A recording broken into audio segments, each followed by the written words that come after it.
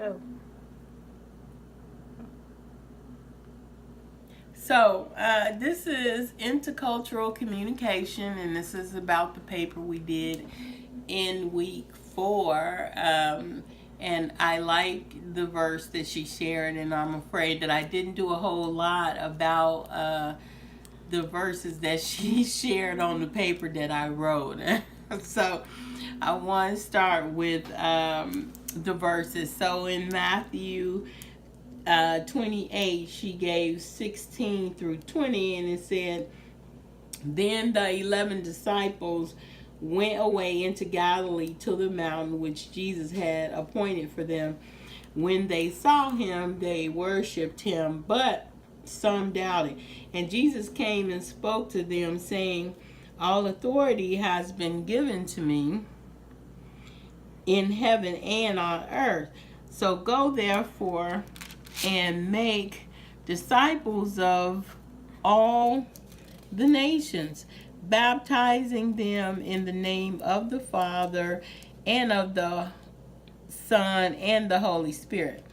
So, teaching them to observe all things that I have commanded you to do.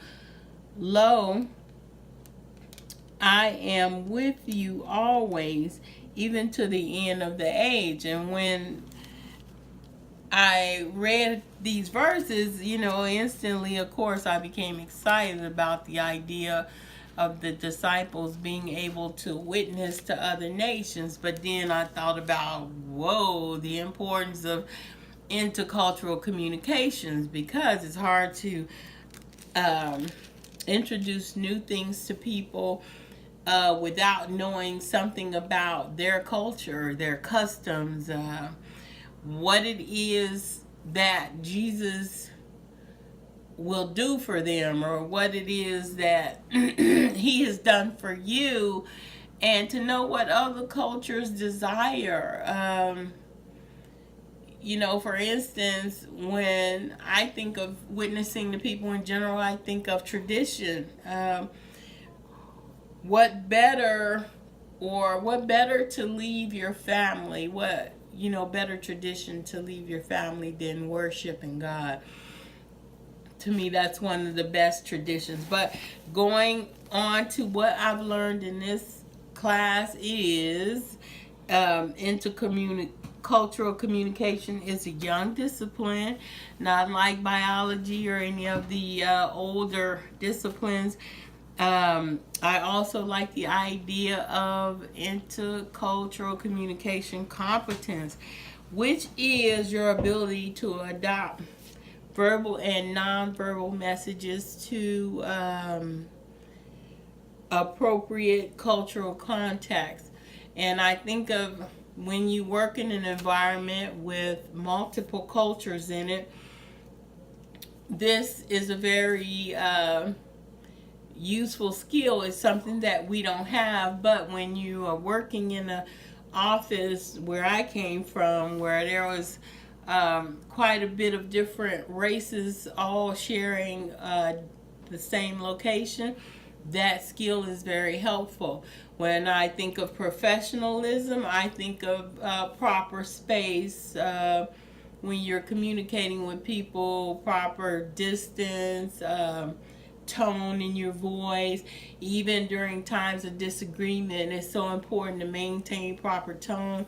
And eye contact is something that I like to make with people, but I understand too that it's in certain instances, eye contact can be very intimidating.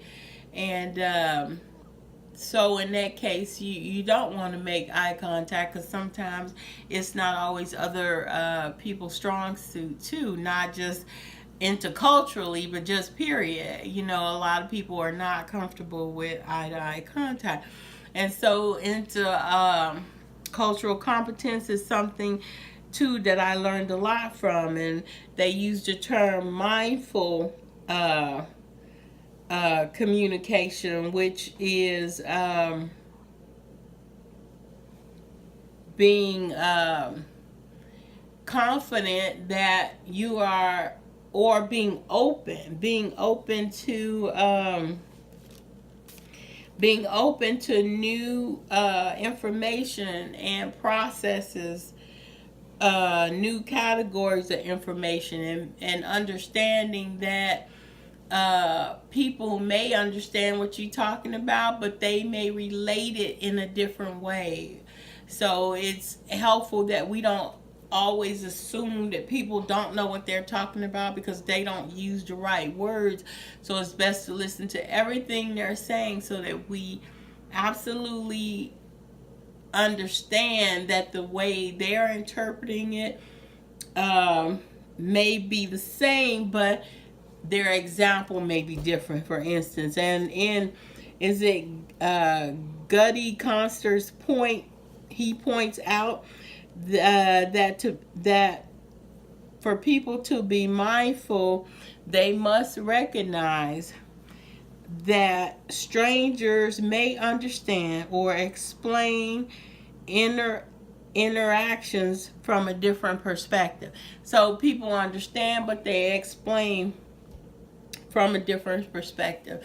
I know I had met a young lady who was Japanese, and for some reason, part of our routine weekly would be to put money into her account, and for some reason she would have me do that, and I don't know, but she explained to me that there was a proudness in her culture, that the type of money that she was putting into her account wasn't something she was used to doing.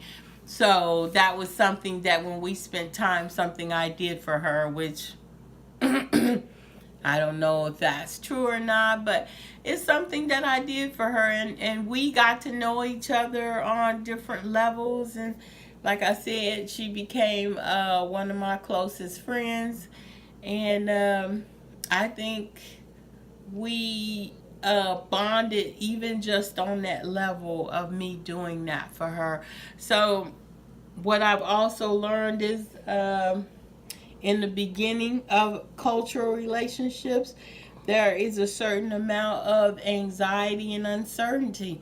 And that's in the initial phase of us getting to know each other. But after getting to know each other, the anxieties are reduced. And I think that's only natural, that after you know so much about somebody and somebody knows so much about you, that we would be more comfortable with each other, especially if we have more similarities than we do anything else. So I think as we as people get to know more about each other and spend more time together, we even just start to understand each other more.